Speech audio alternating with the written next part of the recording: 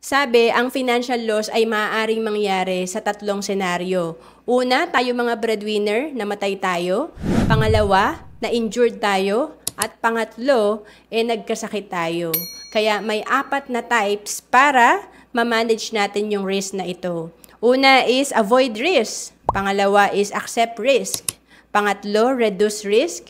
And maganda yung pang-apat, transfer risk sa pamamagitan ng insurance. Kasi kahit gaano tayo kaingat, maaari talagang may mangyari sa ating mga breadwinner, maaari tayong maaksidente at magkasakit.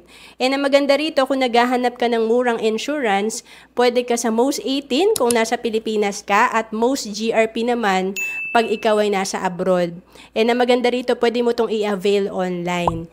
At murang insurance to, halimbawa kung 30 years old ka, for as low as 7,000 pesos lang, pwede ka nang magkaroon ng 1 million coverage. 7,000 pesos in 1 year lang yan na premium, ha?